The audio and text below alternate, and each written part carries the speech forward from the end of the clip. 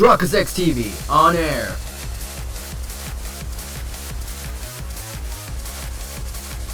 We are now live in 3, 2, 1. Welcome back to an episode of Ace Attorney Investigations. Today's episode right now, we're going to investigate with Meele on her side of the story. If you like today's episode, make sure to like my subscribe channel. Miss Meele. This button. Miss Meele. Huh? Do you recall what you said earlier? About when you answered some service calls as we were departing from Zhangfa? Huh? You said that Mr. Hicks was sitting in the seat at that time. However, that is simply not possible. Because Mr. Hicks was dead long before we ever touched down in Zhangfang. Oh. Miss Meele. Maybe I didn't see what I thought I did. No one can make a mistake so large, Miss Meele. But I make that kind of boo-boo all the time. This is going nowhere. There must be a better way of resolving his contradiction. Very well, Miss Meele. If you please tell me about your alibi during this time span.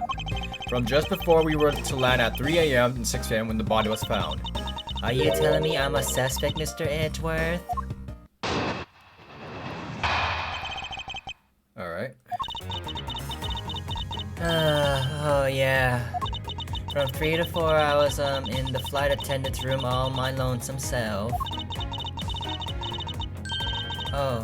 Yeah. And from 5 to 6 I was in the flight attendant's room all by my lonesome self. Okay, contradicting. How was a man supposed to react to a testimony like that? Miss Meele, wake up! She fell asleep again. It looks like the only way I'm going to be able to wake her up is pressing her. And there's only like 2 things, so we have to press. Next. Hold it! If I remember correctly, food was being served in first class and the lounge between the hours of 3 and 4 a.m. Yeah, but that kind of stuff run by Miss Rhoda. Then what were you doing in the attendance room at that time? Eating and then have a most delicious dream. You mean you were neglecting your duties? No way, sleeping's part of our job too, you know. From 5 to 6, I was in flight attendance room. So. Hold it! So you were alone the entire time, were you? Yeah, no one else even popped their head to say hi. Oh well, I think a contradictor just popped into my head. Didn't say hi. What should I do? Raise an objection? Miss Meele, there is a clear contradiction in your testimony. Huh? What are you talking about? It's not possible that you were alone in the attendance room the whole time from 5 to 6 a.m.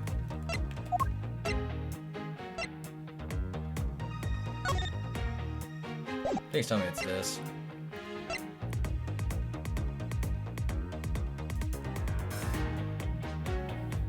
We're talking about in the attendance room. That's what we're getting on, so it would be this, right?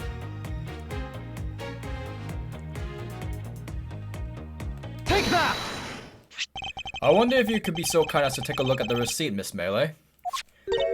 Huh? A receipt for what? It's for the suitcase Miss Tenero bought. Now, if I may direct your attention to the timestamp. As you can see, it clearly says 5:40 a.m., Miss Tenero. Yes. Huh? Why is the killer here? I thought you had her locked up by now.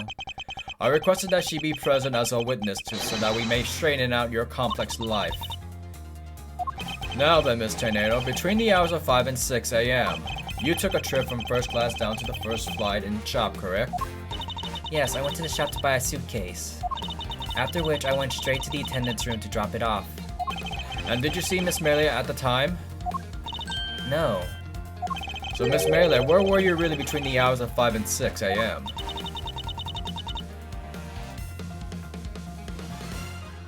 Miss Meele! Huh?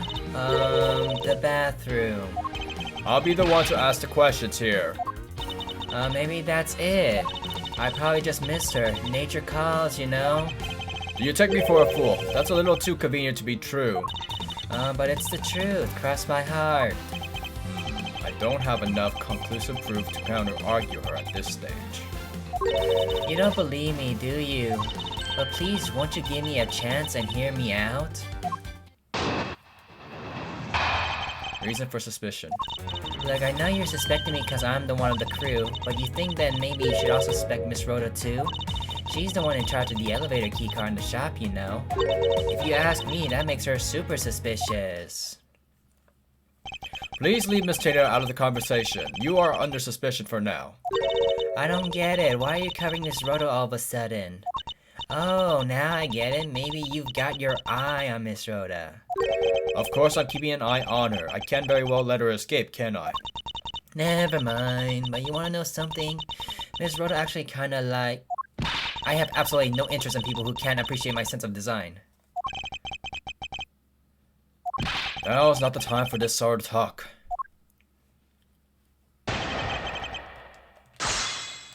What are we looking at? Look, I know you're suspecting me because I'm one of the crew. But you think that maybe you should also suspect Miss Rhoda too? Hold it! She is already being detained for further questioning, or have you already forgotten? Oh yeah, I guess I just forgot. Cammy, don't you tell me you suspect me too. Sorry, can't help it. I mean, other than you, there's no one else who could have done it. Oh my gosh. Miss Meele, what did you mean just now by no one else who could have done it? Hold it! Then what are you in charge of, Miss Meele? I take care of the attendance room. That doesn't count. But I spent so much time in there, it might be as well be my responsibility. Mr. Edward, Cammy is very talented in languages, so she insists passengers who may not speak in English, especially those who speak Borginian. She is the only one on the flight who's fluent. Oh, you mean that kind of what am I in charge of? What did you just say in the first place? What else could I have meant? Yeah, so I'm really good at Borginian. She's fluent in Borginian. And I suppose you're in charge of processing documents in Borginian? Yeah, I take care of anything that has to do with Borginian. Very interesting. If you ask me, that makes her the suspect. Wait. Hold it! Actually, your on-the-job behavior makes her super suspicious in my eyes. Huh? But why? While Miss Teneo is busy with the passengers and all of her other duties, you have a lot of free time on your hands, thus providing your own ample time to commit the crime. Objection! Let's ask Edward. I demand that you cease and desist in the line of conjectural questioning. I won't allow you to bluff your way through like this into certain defense lawyer. But I do not honestly believe Miss Meele does any actual work on this bar flight. Oh, that's not true, Mr. Edward. Although, well... Much of the attendance room and some Borginia stuff. Why is that the last part? Hold it! So what exactly do you do as charge of some Borginia stuff? Oh, I do stuff like translate things from and into Borginian. Cammy is the only member of the crew who understands Borginian, Mr. Edgeworth. Miss Meele, I take it that this is your job to process all the Borginian paperwork? Yeah, see, I totally put my weight into it around here. So it would appear. Perhaps I should ask her for a few more details about her work, and Miss Meele is very unladylike to push suspicion onto someone else. That's not what I was doing at all. I'm just saying that Miss Rhoda is very sus. There you go, pushing everything onto her again. I don't get what you're saying. It must be a really abstract concept, huh? The only thing abstract here is the landscape inside your head.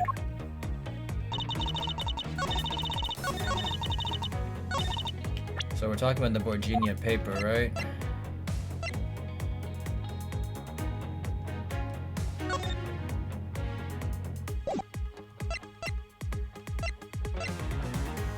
Objection! So you're the only one in this flight crew that speaks Borginian. Is that correct? Oh, yeah, I guess so. I studied abroad in Virginia for a while. If that is the case, then the signature on this document belongs to you, doesn't it? This is a falsified piece of documentation with only one purpose: to lead anyone who reads it to believe that Mr. LeBlanc was loaded in Europe. The only person who could have either prepared or processed the document in Borginia is you. Without your participation, the smuggling... Don't sleep while I'm pointing my finger at you. Oh, I wouldn't dream I'm falling asleep on you, Mr. Edgeworth. It is exactly as you say. Are you confessing to having participated in the smuggling? No, far from it. The truth that I was the one who signed off the document, but you can't use that fact alone to make your allegation of smuggling stick. There's no direct correlation after all. All you have is my signature on a piece of paper. Really? All you did was sign it? I neglected to check if the cargo had been loaded onto the plane properly, so sorry about that. It seems that she's finally woken up. This is going to be a one tough fight. Suppose, and this is a supposition, even if I was involved in the smuggling, you can't throw the charge of murder of me just like that. Objection! If you were involved in the smuggling, you would have been a strong motive to kill. Agent Hicks was in the middle of an investigation regarding a smuggling ring. And just when he was about to close in, he's killed by a member of that ring. Well, did you ever stop to think that maybe Rhoda is the smuggling ring member? After all, unlike me, Rhoda has access to many things on this plane for work purposes. Huh, so perhaps there is some element of the setup at the play in this case. What are you talking about? Don't worry, I wasn't talking about you, I meant the killer. First, it was myself, and now it's Miss Tornado who's under the microscope. Seems to me that our killer is going to get great lengths to pin this crime onto anyone they can. You have no proof that Rhoda is being set up or that she isn't. Actually, I believe that she was indeed the intended target from the very beginning. I believe that the plan was to push all the blame for the crime onto her. And this evidence will prove my suspicion. This proves that the killer was out to frame Miss Tornado from the very beginning. Why?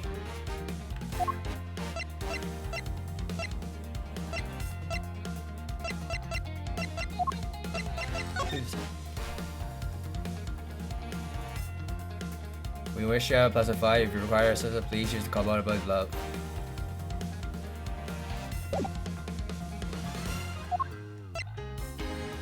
The freaking suitcase? Proves that the killer was out to frame Miss Turner from the very beginning? It cannot be the suitcase.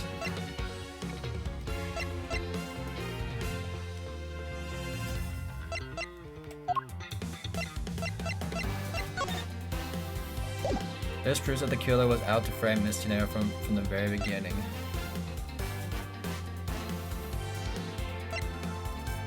The suitcase? I'm thinking the suitcase, so let's try it. Take that! The killer could have hidden the body anywhere, and yet they chose the suitcase. Why is that? Perhaps it was to move the body up from the lower deck to the first floor. However, why go through the trouble to do so? The only way of all these actions make sense is if the killer had wanted to frame Miss Tenero for the murder. Miss Tenero buys a suitcase on every flight she works without fail, but should her suitcase be switched with the one containing the victim's body, that would put her in a very tight spot. Unfortunately for the killer, the turbulence put an end to that plan.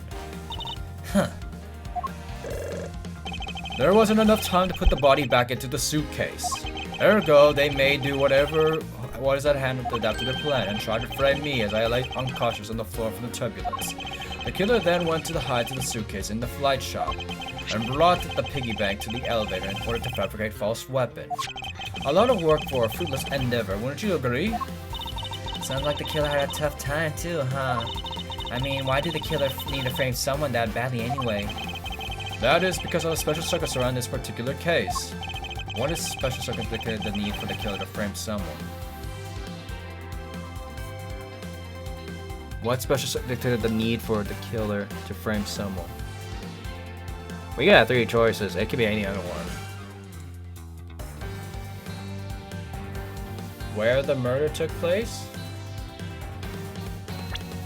I mean, why did the killer need to frame someone that badly? That is because it's...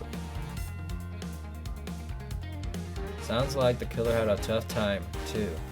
I mean, why did the killer need to frame someone that badly?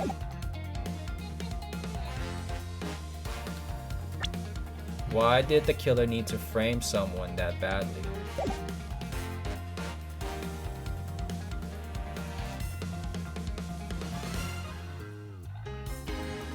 murder take place?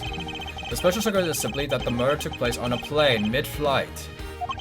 No matter which country, customs is quite strict in this day and age. So no matter what you do, the chances that the body will be found is excuse me.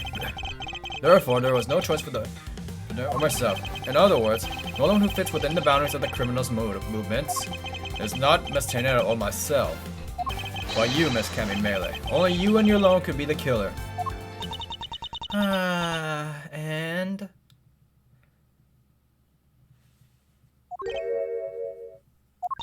Are you done already? I was about to fall asleep again. Anyway, let me be honest here. You don't have anything on me other than a whole lot of circumstantial evidence. I can see the outline of how the murder occurred, but I have no definite evidence. And isn't there a piece of evidence that's still unaccounted for? Something that I still can't quite fit into the big picture. The phone? Take that! I don't have any actual evidence. I thought not. But that's because it went missing and still is. Missing? What do you mean by that? In the complex puzzle that is the case, there was one piece I kept getting stuck on, and that is the victim's cell phone. Franziska, you were waiting at the airport for a phone call from Agent Hicks' cell phone. Or at least that's what you told me. That's right. But Agent Hicks' cell phone could not be found at the crime scene. You mean the killer took the phone with them? Precisely. I suspect that if we were to find that phone, it would lead us to the killer. Ha ha ha. Come on, get serious. If the victim fell to his death from that high, wouldn't his phone break as well?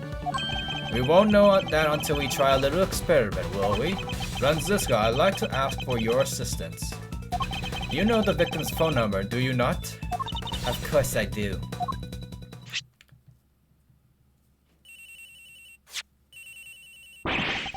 Agent Hicks' phone! It's ringing somewhere, sir!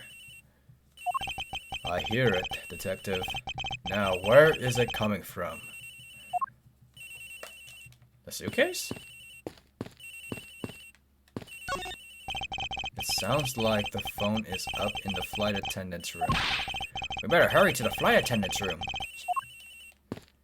The heck?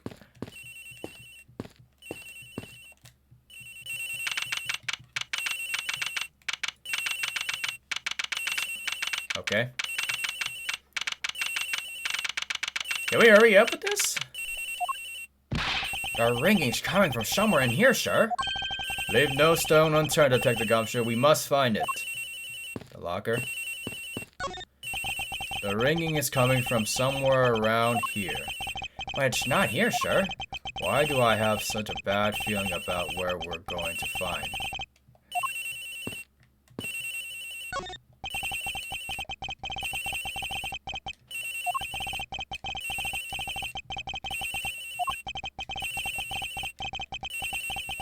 Dude, I can't even see where she hid it.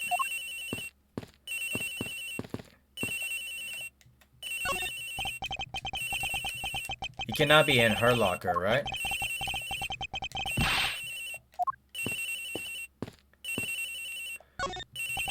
The ring is coming from here, sir. What the? No, it can't be. This has gotta be the victim's cell phone. Just whose locker is this, sir? It's Miss Tornado's. What?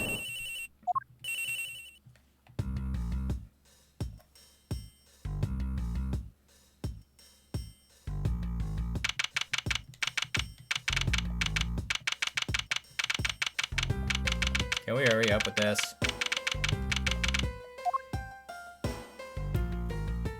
So, Mr. Edgeworth, how did it go? Where did you find the phone? I found it in flight attendant's room, in Miss Tornado's locker. What? But... Rhoda Tornado. I don't know anything about the phone. It wasn't me. It wasn't me. Miss Von Karma, is it? I suggest you arrest Miss Rhoda Tornado right away. Objection! Oh, wait, I have a theory. This is related to the incident with the key card. When the killer went to steal the key card, they conveniently stashed the cell phone in Miss Gennato's locker at the same time. Objection! This is related to the key card, alright? In the same way that we have zero proof that the killer did just that. The only voice that sings the truth is evidence. That is the one bird we cannot ignore.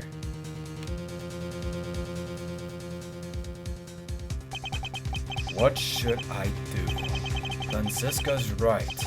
I can't offer baseless conjecture at this point.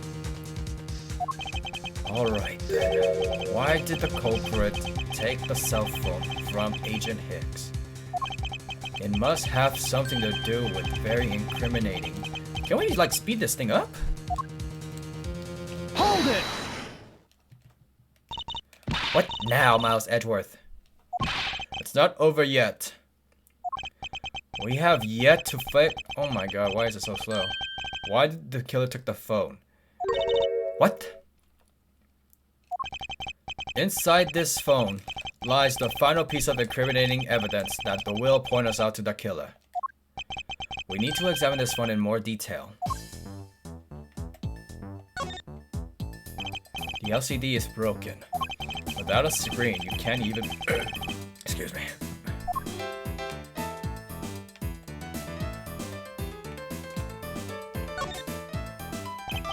This must be the switch that opens the phone.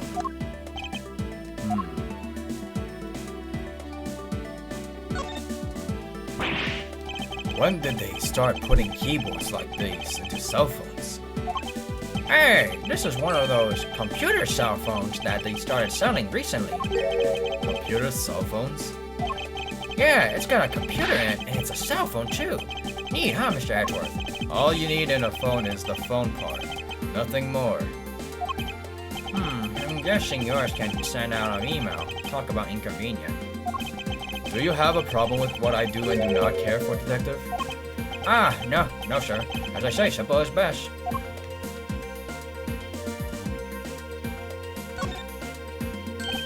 Ah, it's a camera lens. Come to think of it, I wonder, how exactly was Agent Hicks planning to preserve the crime scene of a smuggling? Franziska, I need you to confirm something. This cell phone, can it take pictures? Mr. Edgeworth, I can't believe you don't know about this kind of basic stuff, sir. This looks like a very similar model to my own. And mine can take photos just fine. Do you think Agent Hicks could have taken some pictures with this? In particular, pictures as evidence from his smuggling case. If so, I say there's some very, very inconvenient photos in here for our very smuggler killer. But the phone's all busted up, sure. Even as a super prosecutor can't prepare a broken phone. I'll find a way, don't you worry about that. May I go back to sleep now?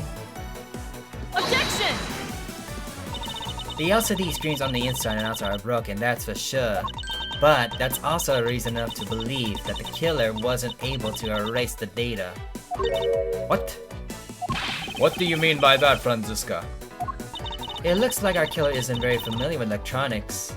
This phone still rang when I called it, meaning that the only LCDs are broken. It's possible that the photos are still there inside waiting to be accessed. All we need to do is transfer the data to my phone. Franziska, your phone if you please. Very well. It's transferring. Alright, displaying it now.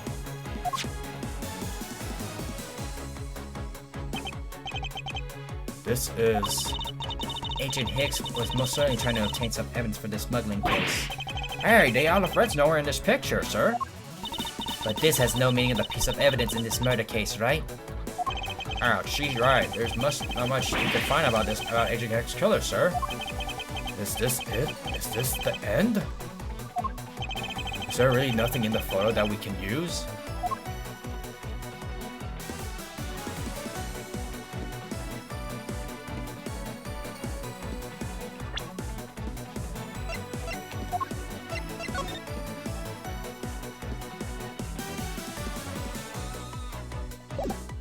The wording?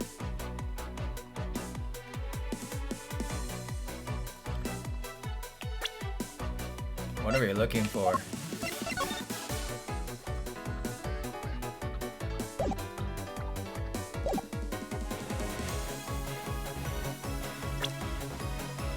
But this is no. Is there really nothing that we can use?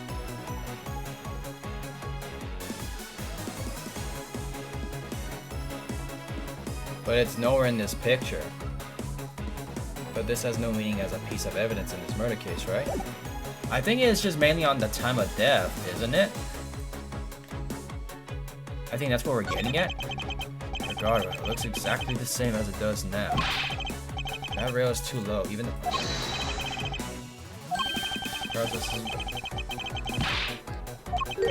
Try to narrowly escape death by the skin of one seed, Shakespeare. Now then, there must be something in this photo.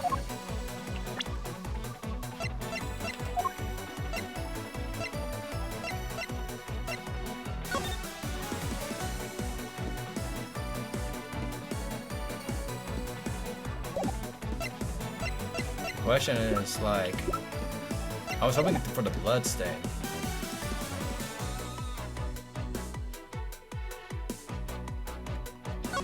The fact that all the suitcases are here in this photo.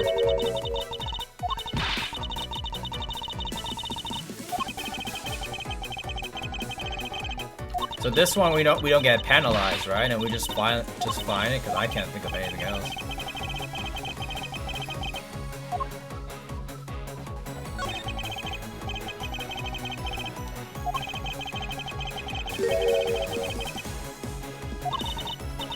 Stand on the side.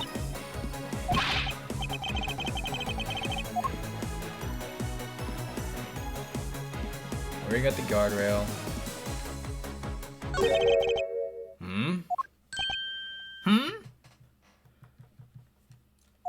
Oh, they are a cargo ship from Virginia to Zhangfan.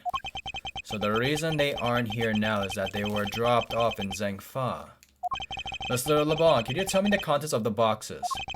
Unfortunately, there's no English written on them anywhere. Our one cluster in the box is written in Virginia. It says, it is cloth in English. Cloth. Could it be, is this where the killer? What? What's the scary face? Miss Meele. Yes?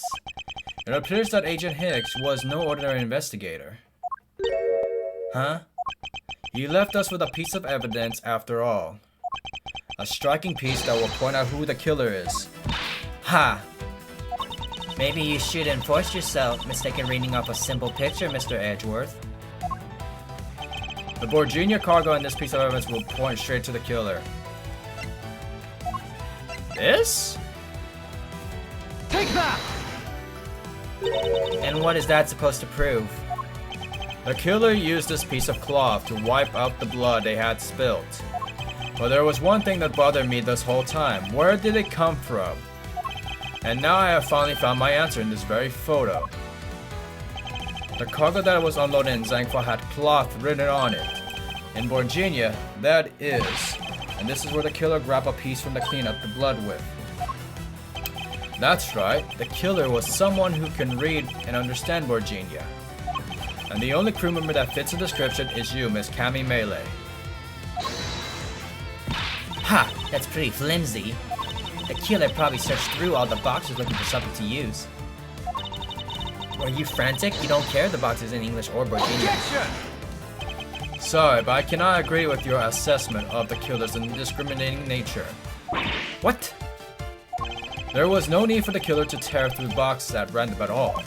And if the killer supposed could not comprehend Virginian, well then... logically, the killer would have opened this box first. We're talking about the bed sheets, right?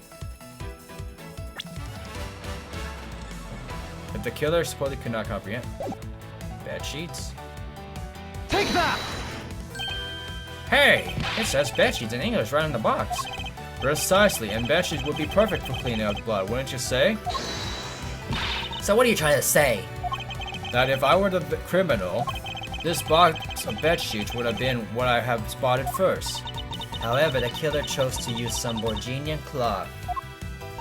Do you have any explanation for that? The killer didn't want anyone to know that the real scene of the crime was this cargo hold.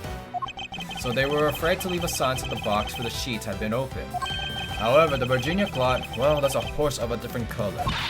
Guess the killer knew that it was going to be unloaded in the Republican of Zhengfa. That's right. That is why the Virginia clot was used. And the only Virginian reader on board who could make such a calculated decision. It's you, Cammy Meele, you and you alone.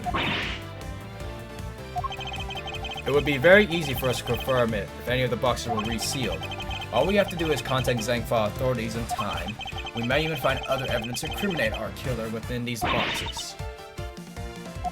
So what do you say, Miss Meele? Why not confess to your crime here and now? Or would you rather wait and see what we find in our investigation in Zhengfa?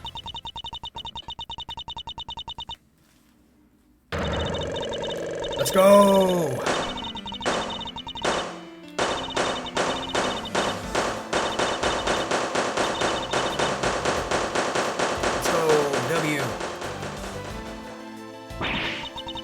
He was Interpol.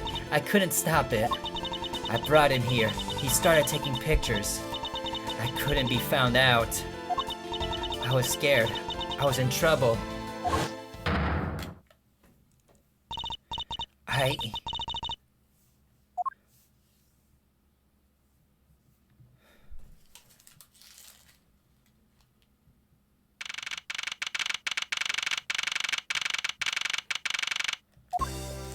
We finished making all the arrangements to take the suspect in, sir. Very good, Detective. What about the smuggling room? Did she say something about that? They're taking her down to the precinct now. Hopefully we can get more out of her there. Whenever we even approached the topic, she just started foaming out the mouth. It was scary, sir. She probably wasn't prepared to commit a murder all of a sudden. One thing is for sure, the ring behind the whole mess means serious business. It looks like there's a lot more to this case than meets the eye. Mr. Edgeworth, I just wanted to say how much I appreciate everything you did. Thank you very much. It was nothing. In fact, I should be the one thanking you for your cooperation. But truly, if it wasn't for you, I might not be here right now. Instead, I could continue to serve our passengers as a flight attendant. I hope that, well, please accept this as a token of my appreciation. That's... I see. You don't have to take it if you don't want it. No, I mean, I would never turn down a lady's generous offer. Oh, thank you. I'm sure it will serve you well. And remember, we here at Goyo Airlines are always ready to serve Mr. Edgeworth. Thank you, I'll keep that in mind. Now, I must bid you aware, may all your skies be blue no matter where you go. So what does that have to do with what's going on the current day? I can't believe we ran up investigating the whole day, sir. That boy. It was fun. Speak for yourself. My day was filled with earthquakes, elevators, and false charges. By the way, where's Franziska? Oh, she's filling out some custom paperwork for her departure. Departure? Yeah, Miss Von Karma's always really busy, sir. She's been flying from country to country to chase down some leads regarding her case. Detective, can you cancel the car I had you reserve earlier? You got it, sir.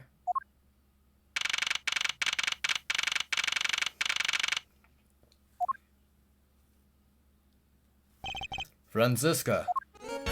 I thought I'd tell you when you first I have no time for idle chatter.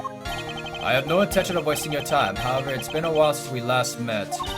I also have no time for such a milli reminiscences. Just who do you think I am? You are Franziska von Karma, thou proud prosecutor deserving much respect. Until only a little while ago, I was but a wretched mutt who was always listening to you. Dancing Para living her life on the name and fame of her provincial father. True, your father, Montfort von Karma, didn't lose a single case before he was a prosecutor. However, I wouldn't say he was invincible. What are you talking about? The group I'm on the trail on is a little more troublesome than most. The smuggling route we found this time is only one of the silver of the big picture. Sounds like a dangerous assignment. You really don't have to worry. I can take care of myself. Yes, I suppose you can. Plus, there's another agent on this case with me. Oh, another agent? He's a star among Interpol agents and has the highest successful arrest rate. Who knows, you may even run into him one day. I was simply caught up in this one case. I see why I would have crossed paths. I suppose. but I doubt he would say the same.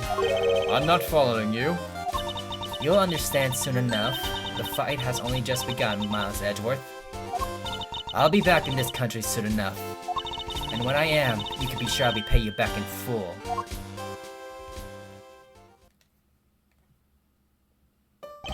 And just like that, she's gone, sir?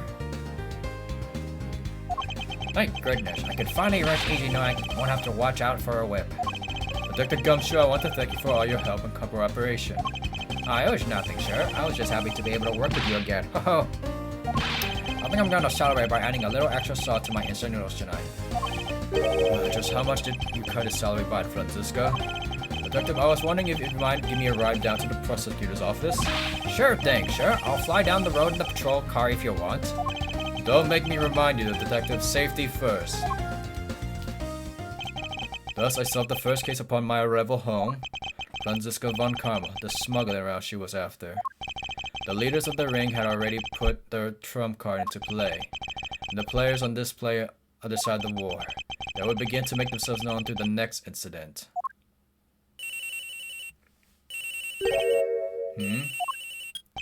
Edward speaking. Finally a call who knows how many times earlier, but I couldn't get through. And you are? Have you forgotten my voice, Miles, my boy? Mr. Amano? Ernest Amano, correct? So you do remember me. I know it's rather sudden, but I can't ask this anyone else. There's been an incident, Miles. My son, he's been kidnapped. I don't even know who that is, not gonna lie. Like and subscribe, Shortcut 6TV. I'm signing out.